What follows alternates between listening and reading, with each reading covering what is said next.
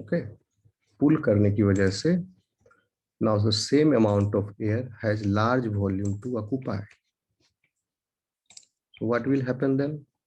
Then the pressure inside this will decrease, and because of this decrease of pressure, पहले ये equilibrate था atmospheric pressure के साथ, यहाँ भी 1 एटमॉस्फेरिक प्रेशर, यहाँ भी 1 एटमॉस्फेरिक प्रेशर। अब इसके अंदर प्रेशर डिक्रीज हो जाने की वजह से the wall of the prey, body wall of the prey will be firmly attached to this. Why? Because this wall will exert a force on this, ठीक है, ताकि ये इसमें और क्लोज हो गए, वॉल जो है क्लोज हो, इस वॉल्यूम को घटाने की कोशिश करेगा ये वॉल, चूंकि ये इधर ज्यादा फोर्स लगा करके टंग को पीछे खींच करके यहाँ पर ओरल कैविटी जो है उसका वॉल्यूम इंक्रीज कर दिया। इसने अपना ज्यादा फोर्स लगा के इधर अपने मसल से, ये एडेप्टेड है इसके लिए, खींच दिया, इसको बढ़ा दिया। बढ़ जाने से सेम अमाउंट ऑफ एयर जो था पहले जब सटा, जितना थोड़ा सा एयर, चूंकि बकल फनल को पिचकाए हुए था, थोड़ा सा एयर तो रहा, लेकिन बकल फनल को अब और बड़ा कर लिया खींच के, तो same amount of air has now large volume to occupy. Because of this the pressure inside this, बाहर से तो ज्यादा प्रेशर हो जाएगा इस पर, लेकिन इनसाइड दिस यानी इसके वाल पर जो एयर का प्रेशर है, इस एयर की वजह say that has decrease dramatically. पहले 1 एटमॉस्फेयर बाहर था, अंदर भी 1 एटमॉस्फेयर प्रेशर था, दोनों तरफ 1 एटमॉस्फेयर था, बैलेंस था। अब क्या हुआ, खींच देने की वजह से आयतन बढ़ गया, तो यहाँ एयर कम हुआ और इसके अंदर एटमॉस्फेरिक प्रेशर बढ़ गया, घट गया ड्रामेटिकली। तो एटमॉस्फेरिक प्रेस इसके अंदर जो मतलब प्रेशर जो था पहले 1 एटमॉस्फेरिक प्रेशर के बराबर था, अब प्रेशर घट गया और बाहर तो 1 एटमॉस्फेरिक प्रेशर है ही, तो यह अब इसके वाल पर फोर्स डालेगा और इसको एक फर्म वैक्यूम कप के जैसा ये फर्मली अटैच हो जाता है to the body surface of the prey. बाहर से ज्यादा प्रेशर अब लगेगा इधर से, जिससे ये पूरी तरह से अटैच हो गया। ओके, अब इसको हाथ पकड़ के खींचेगा अगर कोई फिश, आपने देख लिया फिश से पेट्रोमाइजोन आपको यहाँ इंडिया में नहीं दिखेंगे, अमेरिका यूरोप में वहाँ के बीएससी के ग्रेजुएशन के बच्चों को प्रैक्टिकल में लैंपड़े दिया जाता है करने। हमारे यहाँ लैंपड़े देगा नहीं देगा, कैसे देगा, कहाँ से लाएगा लैंपड़े, अमेरिका से लाना पड़ेगा, कितना खर्चा बैठेगा। तो आपको ये दिखा दे रहा है फोटो में, वहाँ रेडली अवेलेबल है। तो फिर जब वो हाथ से पकड़ के खींचेगा, अगर फिश से छुड़ाना चाहेगा तो फिश का स्किन के साथ ये उखड़ के उसको आ जाता है, ये नहीं छूटता है। इसीलिए आप घाव देखे फिश का अभी, ठीक है, क्लियर है, आगे चले। Yes sir. Yes sir. आपको दिखाए थे घाव फिश का, देखिए कैसा कैसा घाव बन गया है। और इवन ह्यूमंस को भी ये अगर हाथ में लग गया, पैर में लग गया, तो ये ह्यूमंस के भी उस फ्लेश को, उस एरिया को खींच के बाहर निकाल देगा। ह्यूमंस, कोई भी इसको एनिमल मिल जाए, क्योंकि पानी में मरीन लाइफ, पानी में मछली ज्यादा मिलती है, तो ये इसका पसंदीदा भोजन है। लेकिन अगर कोई डाइवर गया हुआ है पानी के अंदर, उसको भी लैंपरे जो है अटैक कर सकता है। क्लियर, आगे चले। Yes sir. Yes sir. Yes sir. और पॉइंट रह गया था, the teeth are capable of being replaced, नहीं ये हो गया था, lost. Lampreys can attach with the body of other fishes by producing vacuum cups. This also we have seen. Mouth leads into a buccal cavity formed from stomatium. लेकिन नया नया term आता है, कहीं एक इसमें लेबल किया हुआ नहीं मिलेगा, लेकिन खैर स्टोमेडियम इसमें है भी नहीं। ओके, स्टोमेडियम होता है, इसको स्टोमेटो स्टोमेटो स्टोमेटोडियम भी बोलते हैं, या स्टोमेटो, 2-3 और नाम है, टंग ट्विस्टर है, सीधा याद रखो stomodeum. Simple word. Stomodium is a structure which appears during embryonic stage of the development. It appears in you also. Okay. ये वर्टिब्रेट बॉडी प्लान डेवलपमेंट होने का एक पार्ट है. स्टोमेडियम जो है आपका, there is a depression between during embryo में, there is a depression between, suppose this is embryo, अच्छा फिगर नहीं बनेगा, बिटवीन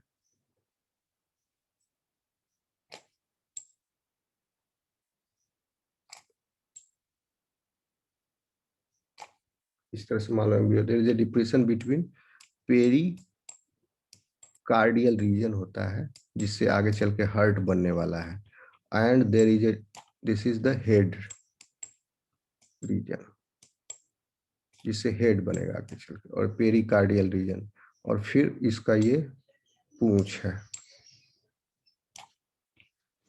ठीक.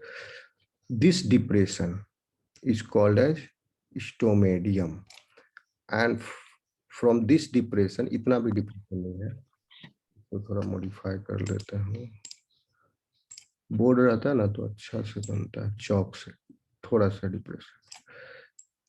And later on this depression will become mouth. Adult में माउथ बनता है, और एक और ऑर्गन बनता है इससे, pituitary gland. Yes, pituitary gland का भी anterior pituitary gland, posterior pituitary gland का ओरिजिन दूसरा है. दोनों तरफ से, दोनों ओरिजिन से ये टिश्यूज जो है कंबाइन होके एक ऑर्गन बना दिए, pituitary gland.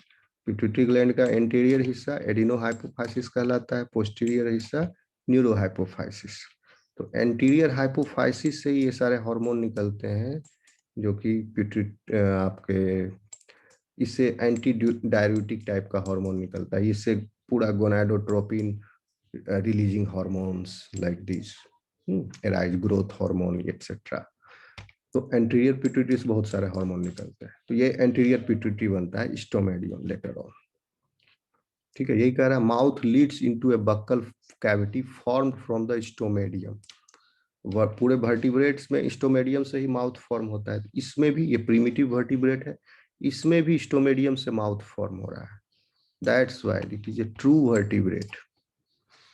Although it is primitive, but it is showing true characters of vertebrate. So this is one of the character of vertebrate, stomedium. Clear? Yes, sir. Yes, sir. It communicates behind with two tubes, a dorsal esophagus and ventral respiratory tube. इसको clear कर देता हूँ. ये तो आपको पता ही है, अभी हम बताएं. डॉर्सल क्या है? इसोफेगस. और वेंट्रल क्या है? रेस्पिरेटरी ट्यूब, है ना. Alimentary canal is dorsal to this respiratory tube, correct?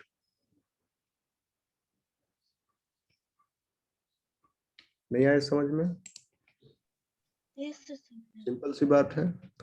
This is the alimentary canal. This alimentary canal is dorsal to this respiratory tube or not? Tell me.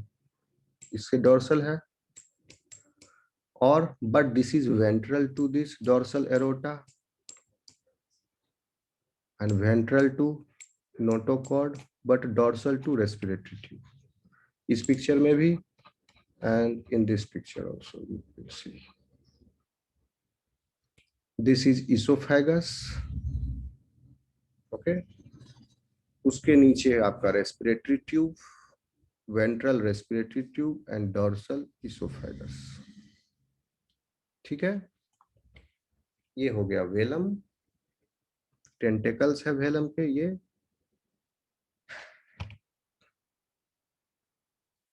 Okay, चलें आगे. Yes, sir. Yes, sir. Yes, sir.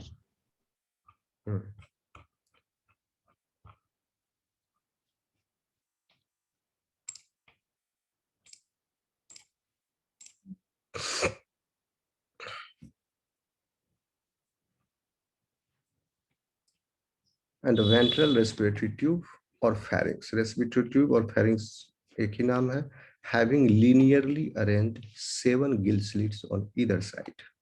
So it has 7 pairs of gill slit. Correct? चलें आगे. Yes, sir. Guarding the entrance of the respiratory tube is a curtain-like fold. पर्दा जैसा है, fold, यही Welham है. The velum with velar tentacles.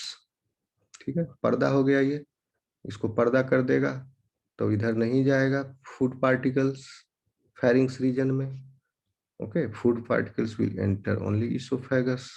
Food particle इसका क्या है, लिक्विड है, सेमी लिक्विड है. लिक्विड ब्लड या फ्लेश के साथ सेमी लिक्विड ब्लड. जो फ्लेश खा रहा है वो साथ में ब्लड भी ले रहा है.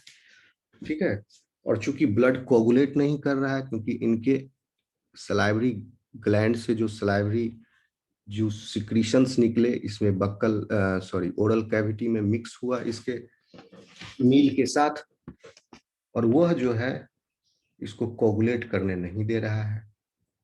ठीक है, सलाइवरी जूसेस जो है यहाँ तक फैले हुए हैं, मुंह तक, इसका लिप्स तक, लिप्स नहीं है माउथ तक होंगे गीले, और उसमें एंटी कोगुलेंट है और यहाँ से ले रहा है और उसको in the liquid form itself it is internalising in the oesophagus.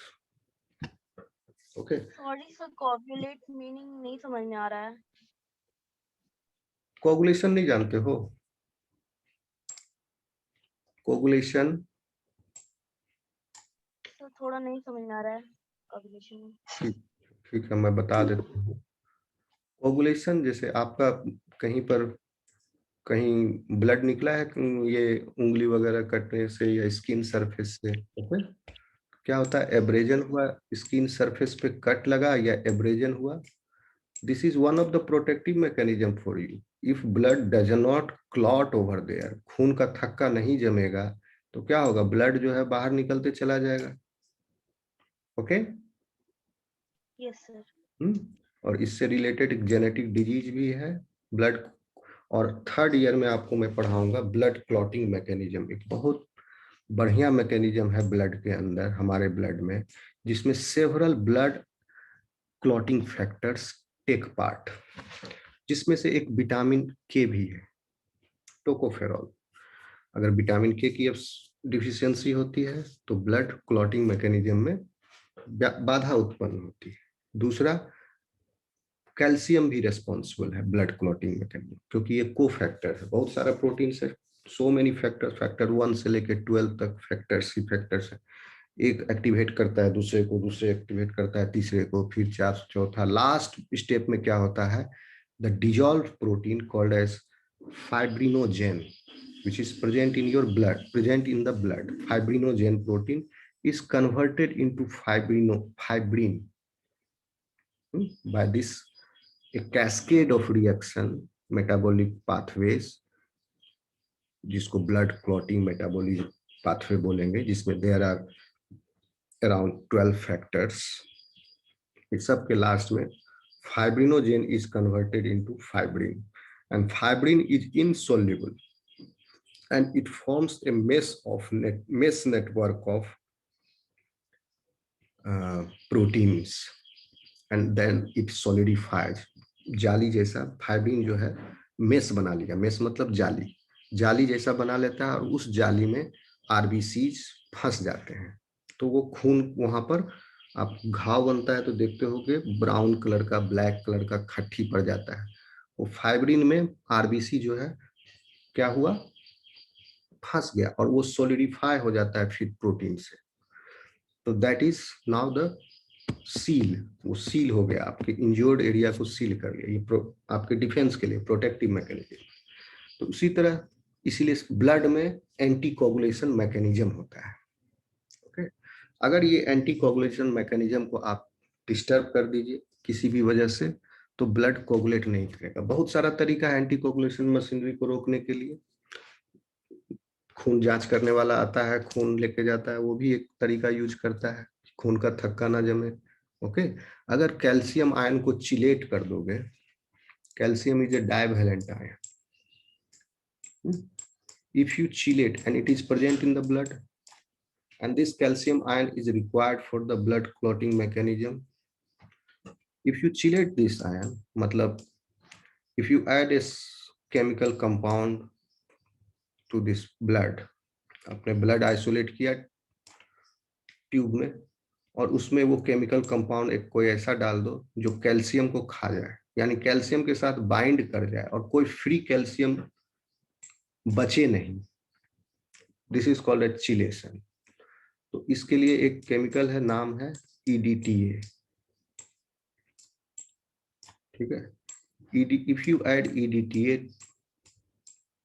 Powdery white powdery form में होता है, 2 दाना EDTA का डाल दिए अगर इसमें, then EDTA will chelate all calcium ions, सिर्फ कैल्शियम आयन नहीं, ये मैग्नीशियम आयंस को भी चिलेट कर देता है, divalent ions. So now these ions are not available for the, क्योंकि ये आयंस जो है कोफैक्टर हैं ब्लड क्लॉटिंग मैकेनिज्म के, एंजाइम्स एंड प्रोटीन्स के लिए। So now this enzyme is not available, so blood clotting machinery will stop. तो blood अब जो है कोगुलेट नहीं करेगा, लिक्विड फॉर्म में रहेगा ब्लड। तो क्या होगा, ब्लड जो जांच करने आया उसको सुविधा होगी, खून से जांच कर लेगा। अगर ब्लड जम जाएगा तो जांच करने में उसको बनेगा नहीं बनेगा, ठीक है। तो एक तो ये कैल्शियम चिलेशन का, लेकिन इसके बाद क्या होता है, ये एक क्रूड मेथड है, यानी अब ब्लड आइसोलेट करने के बाद उस ब्लड का कोई काम नहीं, उसको नाली में फेंकाना है, यानी टेस्ट करके उसको डिस्कार्ड करना है। तो EDTA यूज करते हैं, ये पॉइजनस है EDTA, अब इसमें डाल दिए तो उसे टेस्ट कर लिए, ठीक है। एक दूसरा होता है हिपेरिन, हिपेरिन भी ऐड कर सकते हैं, heparin is a carbohydrate. Sodium citrate, this also is anticoagulant. तो डिफरेंट डिफरेंट एंटीकोगुलेंट है, क्योंकि इसमें जो मैकेनिज्म है कोई वन स्टेप मैकेनिज्म नहीं है, बहुत सारे स्टेप्स हैं। तो जिस भी स्टेप पर ब्लॉक कर दिए, different different types of anticoagulants हैं। तो ओवरऑल क्या होता है, कोई भी तरीका आप यूज करो, लास्ट में एंटीकोगुलेंट कोई भी एंटी, तो ये एंटीकोगुलेंट हुआ, EDTA, हिपेरिन, सोडियम साइट्रेट, ये कोगुलेशन होने से रोक दे रहा है, खून का थक्का बनने से रोक दे रहा है। तो जो भी एंटीकोगुलेंट यूज करोगे आप, लास्ट रिजल्ट क्या है, वो क्या कर रहा है, फाइब्रिनोजेन जो कि soluble form of this protein है, उसको फाइब्रिन बनने नहीं दे रहा है, जिससे थक्का नहीं बन रहा है खून का, ठीक है। तो ये थक्का जो है अगर बन गया, फाइब्रिन नहीं बन रहा है, तो अब ब्लड जो है, अगर एंटीकोगुलेशन मैकेनिज्म गड़बड़ हो जाए आपका, कहीं भी कट होता है तो आप देखोगे 1 या 2 मिनट के अंदर खून बहना रुक जाता है, that is thanks to anticoagulation mechanism. जिस पर्सन में एंटीकोगुलेशन मैकेनिज्म गड़बड़ हो गया, उसके लिए लाइफ थ्रेटनिंग कंडीशन रहता है, और जनरली ज्यादा दिन तक वो, मतलब एडोलेसेंट पीरियड तक आ गए, इवन बचपन में भी वो मर जाते हैं, कहीं कट लग गया, उसको पता नहीं लगा, एक्सेसिव लॉस हो गया ब्लड का। और कहीं कट हुआ और वो खून बहते ही चला गया, कहीं रुका ही नहीं, तो क्या होगा, बहुत ही खराब कंडीशन है, ठीक है। थैलीसीमिया वगैरह होता है, सुने होंगे नाम। अब जो है, तो ब्लड जिसमें शुगर हो जाता है किसी भी ह्यूमन को, तो उस समय भी ये मतलब हाथ कट जाता है तो जल्दी नहीं रिकवर कर पाता है ऐसा? हाँ, वो दूसरा मैकेनिज्म, वो दूसरा चीज, वो एंटीकोगुलेशन से रिलेटेड नहीं है। वो है कि सुगरी पेशेंट्स जो है, इफ शुगर, पहले ये खत्म कर दूं कोगुलेशन वाला पार्ट, तो अब मैं उसको बताऊंगा। कोगुलेशन में क्या हो रहा है, अब एंटीकोगुलेशन मैकेनिज्म गड़बड़ हो गया तो क्या होगा, ब्लड फ्लो करते रहेगा, वो बहुत ही खराब कंडीशन है, ओके। तो इस एनिमल में भी क्या है, इस मैकेनिज्म का तोड़ निकाला हुआ है, इसके सलाइवरी ग्लैंड में एक इसका अपना special type of anticoagulant agent है। उससे क्या कर रहा है, जब खून सक कर रहा है तो उसमें एंटीकोगुलेंट भी मिलाते जा रहा है, उस एंटीकोगुलेंट के साथ ये इसोफेगस में अपना ही, जैसे आप कुछ खाते हो तो आपका अपना ही लार जो है खाना में मिल करके पेट में जाता है, उसी तरह इनके सलाइवरी जूसेज में, सिक्रीशंस में एंटीकोगुलेंट मिले हुए हैं और इसके ब्लड में मिल करके इसके पेट में गए और उससे खून नहीं जमा। अगर फाइब्रिन बन जाता और ये फाइब्रिन को खाता, अगर थक्का बन जाता, तो फाइब्रिन को डाइजेस्ट करना बहुत मुश्किल है, फाइब्रिन को डाइजेस्ट करना। ओके, अब फाइब्रिन अगर आ जाता तो इसके, देखो स्टोमक है नहीं इसके पास और ये डाइजेस्ट कर भी नहीं पाता, फाइब्रिन इसके लिए अनपच हो जाता। लेकिन फाइब्रिनोजन सोल्यूबल है, ये डायरेक्टली जो है इसका इंटेस्टाइन में प्रोटियोलाइटिक एंजाइम्स सिक्रीट होते हैं, वो proteolytic enzymes will break this and it will be absorb directly. लेकिन वो प्रोटियोलाइटिक एंजाइम फाइब्रिन सॉलिड है, इनसॉल्युबल है, इसको डिग्रेड नहीं कर पाएगा, इसलिए इसको एंटीकोगुलेंट इसके सलाइवरी जूसेस में प्रेजेंट है। Hope this point is clear to you. Yes sir. Sir haemophilia में ना ब्लड क्लॉटिंग डिसऑर्डर हो जाता है, हाँ हाँ थैलेसीमिया में तो ब्लड बनता ही है। हाँ हाँ हाँ, सही सही। Slip of tongue, alpha thalassaemia, उसमें क्या होता है, हीमोग्लोबिन का जो चेन है थैलेसीमिया में, that becomes defective. Okay, and haemophilia is the condition in which blood clotting mechanism is disturbed. So hemophilia is life threatening situation. Okay, आगे चले। अभी जो है, अभी आप पूछ रहे थे कि शुगर वाले में क्यों होता है। शुगर में, ब्लड में जो है शुगर कंटेंट बहुत ज्यादा है शुगर पेशेंट में, और वो क्या है, कुछ इंजुरी होने के बाद आपका हीलिंग प्रोसेस होगा, तो घाव इसमें शुगर वाले पेशेंट में घाव नहीं भरते हैं जल्दी। इसकी वजह है कि sugar content is high. Because of this, अब घाव भरने के लिए, टिश्यू भरने के लिए, यहाँ पर टिश्यू जो पहले से बना हुआ था, जो आपके एम्ब्रॉयनिक स्टेज में बन गया था, मान लो यहाँ पर फर्स्ट टाइम एब्रेजन हुआ किसी को, दिख रहा है व्हाइट स्क्रीन, मिटा दूं इसको।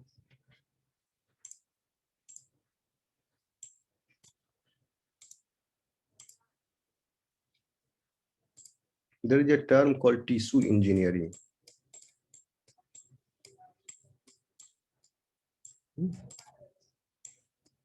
आपके there are special cells, macrophages present in the skin. Skin macrophages are called as Langerhans cells of the skin that releases collagenase नाम का एंजाइम, जीनेज।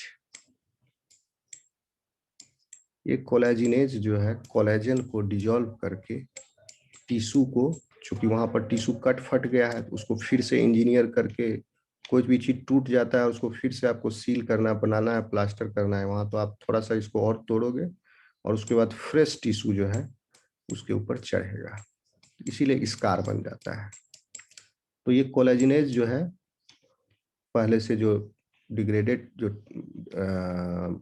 इंज्योर्ड टिश्यू है उसको डिग्रेड करके फिर जो है यहाँ पर स्कार बनाता है। तो इस सब प्रक्रिया में जो है high sugar content is inhibitory in action, and there are other mechanisms also. Okay, चलें आगे।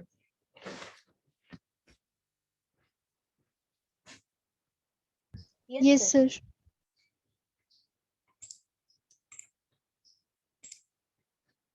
Yes sir. Teeth are capable, ये हो गया था। होप यू आप अंडर समझ गए, एंटीकोगुलेंट है, हो गया था।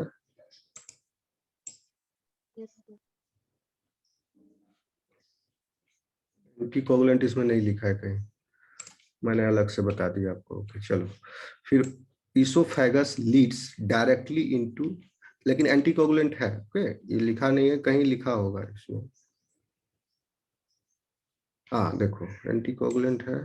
ए पेयर ऑफ बक्कल और salivary glands opening beneath the tongue secretes an anticoagulant. ठीक है, एंटीकोगुलेंट की आवश्यकता पड़ती है वैसे एनिमल जो कि सैंग्विवोरस हैबिट होते हैं।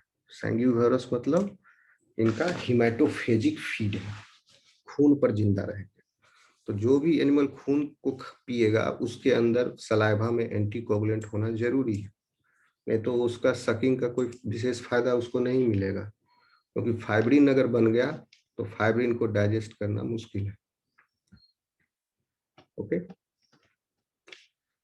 so the posterior end of ये हो गया velum and completely separated from the respiratory tube when animal feeds. कौन करता है रेस्पिरेटरी ट्यूब को completely separate? Velar apparatus.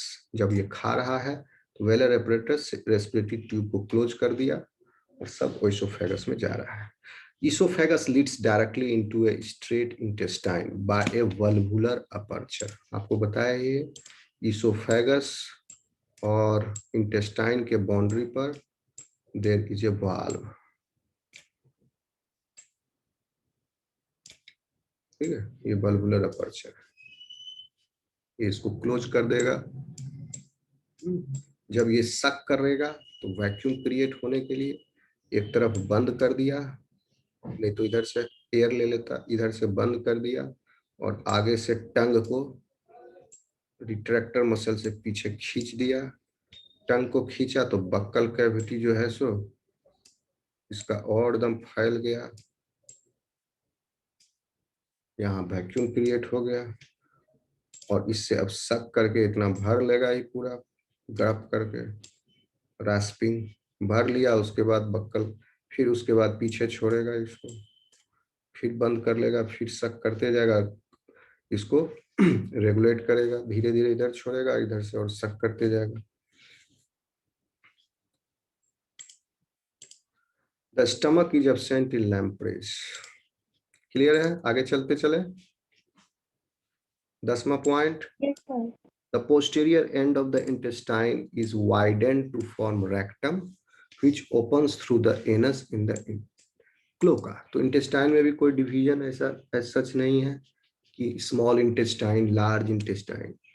Intestine is a simple tube जिसका काम सिर्फ एब्जॉर्प्शन है, और उसका पोस्टीरियर एंड जो है इंटेस्टाइन का पीछे में फिर वाइड हो गया बिफोर ओपनिंग इनटू क्लोका, फिर नैरो हुआ, ये एनस बना, ये हो गया rectum, wide rectum and narrow anus. चलें आगे। Yes, sir. Yes, sir. Lumen of the intestine is crescentric, crescentic, ठीक है। crescentic means ऐसा स्ट्रक्चर है। Due to the presence of a spiral longitudinal fold, the typhlosole. बताई दिए typhlosole आपको। चलें आगे, फिर से बताने की जरूरत नहीं है, चलें आगे। Yes, sir. Typhlosole takes slightly spiral course, ठीक है, along the intestine and is hence known as spiral valve। तो इसमें स्पाइरल कोर्स जो है वो थोड़ा है, स्लाइट है। इसमें देख रहे थे स्पाइरल कोर्स जो है वो क्या है, एक्सटेंसिव है। तो ये प्रेजेंट है शार्क में, इसमें थोड़ा है, तो इमेजिन कर लो। फिगर नहीं मिला हमको इसका, कहीं अगर मिलेगा तो लगा देंगे। तो अर्थवर्म का दिखाई दिए टिफ्लोसोल आपको, इसमें बस एक है, अब यही एक जो है स्पाइरल हो गया, थोड़ा सा स्पाइरल कर के समझ लो। तो अब next point is the typhlosole takes a spiral course along the intestine and is hence known as spiral valve। 13th, the digestive glands are well developed in lampreys। Digestive gland developed, well developed, लेकिन इसमें pancreas नहीं होता है। Salivary gland है, liver है, लेकिन liver से कोई डक्ट नहीं गया एलिमेंट्री कैनाल में, फिर लीवर क्या काम कर रहा है और उसके सिक्रीशंस कैसे बॉडी में जा रहे हैं। हो सकता है liver is endocrine in function here, या बाइल सॉल्ट्स जो है डायरेक्ट बॉडी लिम्फ में जा रहा हो। One has to look into this, थोड़ा इन्वेस्टिगेट करना पड़ेगा और डिटेल, बट लेकिन आप इतना जान लीजिए डाइजेस्टिव ग्लैंड्स जो है इसमें वेल डेवलप्ड है। Liver is bilobed organ, 2 lobe हैं, anterior lobe and posterior lobe, and surrounds the anterior part of the intestine. Intestine के पूरे एंटीरियर पार्ट पर ये इंटेस्टाइन है। This is the anterior part of the intestine. यहाँ तक anterior part हो गया इंटेस्टाइन का, इसी में है ये लीवर।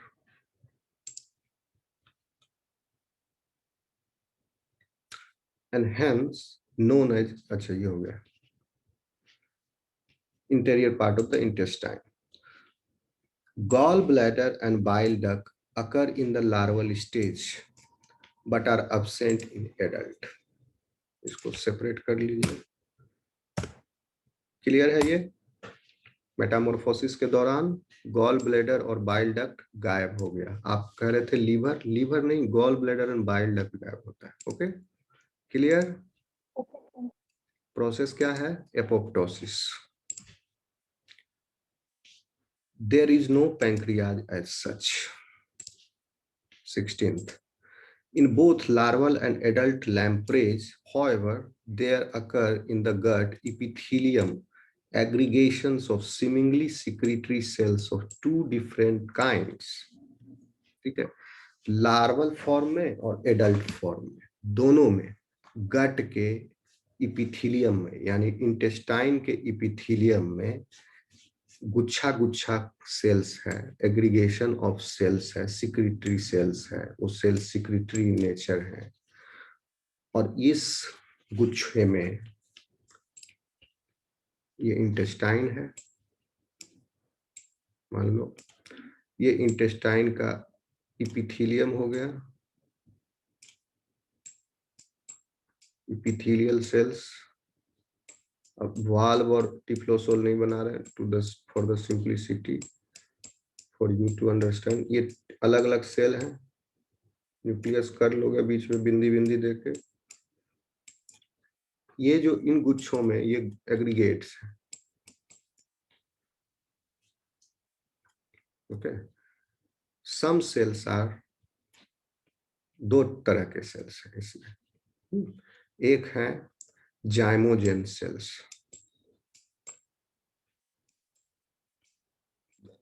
ये भी डाइजेस्टिव ग्लैंड का काम कर रहा है, एंड रिलीजिंग प्रोटियोलाइटिक एंजाइम्स, यानी enzymes, those enzymes which will digest the proteins present in the blood।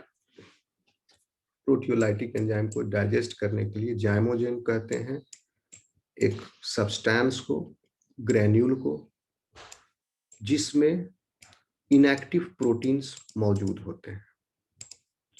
और फिर यह इनएक्टिव प्रोटीन्स जो है कुछ इसमें मैकेनिज्म हुआ, इंटरनल एक्सटर्नल मैकेनिज्म, यहाँ पर क्या लिखा हुआ है नहीं पता।